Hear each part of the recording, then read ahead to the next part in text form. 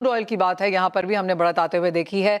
कायनात इस हफ्ते में 5% की तेजी है कच्चे तेल में, 15% की बढ़त हमने इस साल में अब यहाँ पर आते हुए देखी है। 6 महीने के हाईज पर कारोबार है और जिस तरह की स्टेटमेंट्स यहाँ पर US, Iran, Russia, Ukraine, Israel से आती हुई नजर आई हैं, कोई रीजन नहीं है यहाँ पर कच्चा तेल शॉर्ट करने का। जियोपॉलिटिकल प्रीमियम ही शायद यहाँ पर $10 का बना हुआ है।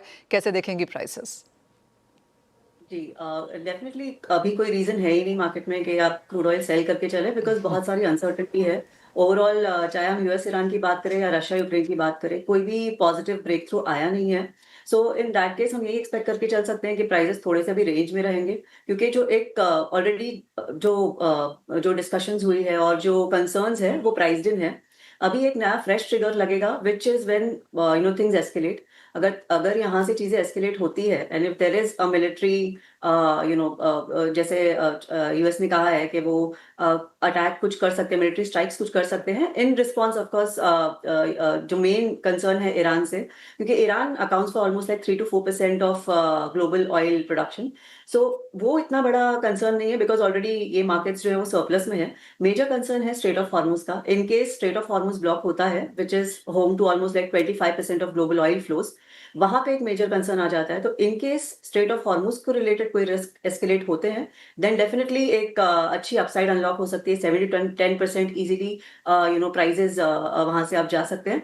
बट अनलेस एंड अनटिल कोई एस्केलेशन नहीं होता है, ये टू एंड फ्रो रहता है, देन वी बिलीव दैट 5800 से 6200 के बीच में प्राइसेस को ट्रेड करना चाहिए। कायनात बाजार 3 सिनारियोस के साथ यहाँ पर काम कर रहा है कि अगर आगे बातचीत शुरू होती है तो हम $65 देखेंगे। अगर बातचीत ठीक ठाक से नहीं चल रही है लेकिन मिलिट्री एक्शन नहीं होता है, दोनों झगड़ा करते रहते हैं इसी तरह से, तो 80 भी जा सकता है। और अगर स्ट्राइक होती है तो फिर $100 की बातें भी यहाँ पर निकल के आ रही हैं। आप इन तीनों के सिनारियोस को कैसे देखती हैं?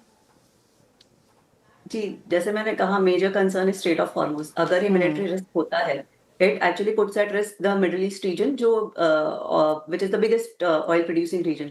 सो क्योंकि मेन कंसर्न मार्केट का ईरान को लेकर नहीं है, स्ट्रेट ऑफ हॉर्मुज को लेकर है, एक ब्रॉडर कॉन्फ्लिक्ट को लेकर है। एंड एट अ टाइम जहाँ पे रशिया यूक्रेन का भी कॉन्फ्लिक्ट अनरिजॉल्व है, रशियन एक्सपोर्ट्स भी अभी भी सैंक्शनड है। सो ये सारी चीजें डेफिनेटली अगर एस्केलेट होता है तो it's a very high chance कि 10-15% का मूव हमें इजीली देखने को मिल सकता है, because it is risking almost 25 to 30% of the global crude oil flows. तो there is a high possibility in case अगर ये सिचुएशन एस्केलेट होता है, then we will see levels of above 90 also in WTI and towards 95 to 100 in Brent.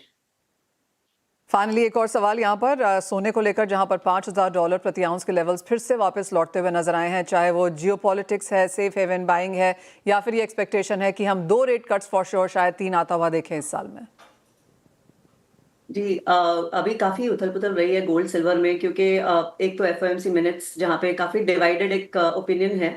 And it's not on के rate cuts होंगे या नहीं। Rate cuts को लेके सब पॉजिटिव, ऑलमोस्ट मोस्टली जो फेड ऑफिशियल्स है दे आर ऑन इट कि रेट कट्स होने हैं। But it is the timing and कितने रेट कट्स होने हैं जिसका कंसर्न है। अभी हमने रिसेंटली लेबर मार्केट डेटा देखा था, NFP नंबर्स जो आए थे काफी स्ट्रांग आए थे। बट सिर्फ NFP को देखने से हमको ऐसा लगेगा कि मार्केट, जो लेबर मार्केट है वहाँ के काफी स्ट्रांग है। बट अगर आप जोल्स जॉब ओपनिंग्स देखें, आप अनएम्प्लॉयमेंट क्लेम्स देखें, आप एनुअल डाउनवर्ड रिविजन जो हुए हैं almost 1 million, which is the biggest in almost 20 years, अगर आप ये सारा डेटा देखेंगे तो it indicate that the labour market is not as strong जो इंडिकेट हो रहा है अभी NFP नंबर्स से। So definitely it keeps Fed on path for rate cuts.